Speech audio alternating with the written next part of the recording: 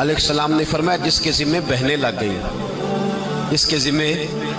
بہنیں جس کے ذمہ لگ گئی، باپ کمزور ہو گیا یا باپ انتقال کر گیا، جس کے ذمہ بہنوں کی ڈیوٹی لگ گئی، محبوب فرمانے لگے اس نے 3 بہنوں کی اچھی پرورش کی، اچھا ادب سکھایا اور عزت کے ساتھ رخصت کر دیا، یا 2 بہنیں اس کے ذمہ لگی، اس نے آداب سکھائے، یہ ابو داؤد شریف ہے، ابن ماجہ ہے، اور پھر ان کو رخصت کر دیا عزت کے ساتھ۔ پھر ایک مقام پہ فرمایا چلو 1 بہن ہی اس کے ذمہ لگی تھی، اس نے ادب سکھائے، آداب سکھائے، عزت سے رخصت کیا، حضور کیا ملے گا؟ فرمایا باقی نیکیوں والوں کو ثواب ملے گا، جو بہنوں کا بوجھ اٹھائے گا جس طرح میری 2 انگلیاں جڑی ہوئی ہیں اس طرح میرے ساتھ جڑ کے جنت میں داخل ہو جائے گا۔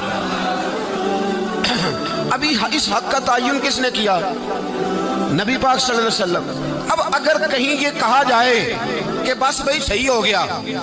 تمہارا کیا کام ہے، تمہاری کوئی ذمہ داری ہے، تم نے کوئی ٹھیکہ اٹھایا ہوا ہے، تم کوئی زیادہ سیانے ہو، تم کوئی زیادہ سمجھدار ہو، تو اسے کہا جائے گا ذرا ٹھہر جا،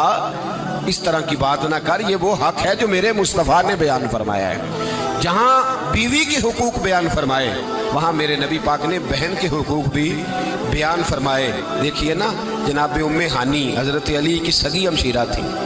نبی پاک صلی اللہ علیہ وسلم کی چچا زاد بہن تھی، پر اللہ کے رسول ہمیشہ انہیں تحفے بھیجا کرتے، ان سے محبت فرماتے، ان کے بچوں کے ساتھ پیار کرتے۔ فرمایا علی کی بہن نہیں، یہ میری بھی بہن ہے۔ کیا لوگوں کو تاریخ کی وہ بات یاد نہیں؟ آج میں نے دیکھا ہے بھائی کے پاس شاہ خرچیوں کے لیے بڑے پیسے ہوتے ہیں، بھائی کے پاس بڑا سرمایہ ہے، جب شاہ خرچیاں کرنی ہو، سال کے بعد 2-3 چکر کاغان نران کے بھی لگانے ہو تو اس کے پاس روپیہ ہے، پیسہ ہے، اور اگر اس کی اماں کہہ دے کہ بیٹا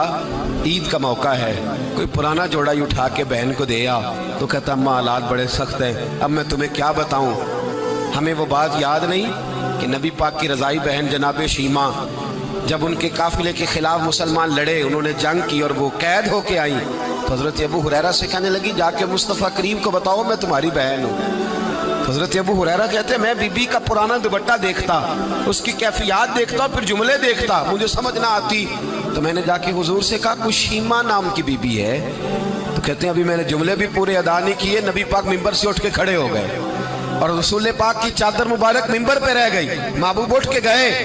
اور پھر جناب شیمہ کو گھر لے گئے اور پھر فرمایا عائشہ کو بلاؤ، فاطمہ کو بلاؤ، سودا رفسہ کو بلاؤ، ان سب سے کہو آؤ دیکھو میری بہن میرے گھر میں آئی۔ یہ رشتوں کا احساس، یہ رشتوں کی کیفیات، یہ درد، یہ سوز، یہ حضور نے ہمیں تعین کر کے دیا، یہ نبی پاک علیہ السلام نے ہمیں بتا کر کے دیا ہے۔ حضور نے ڈھیروں تحفے دیے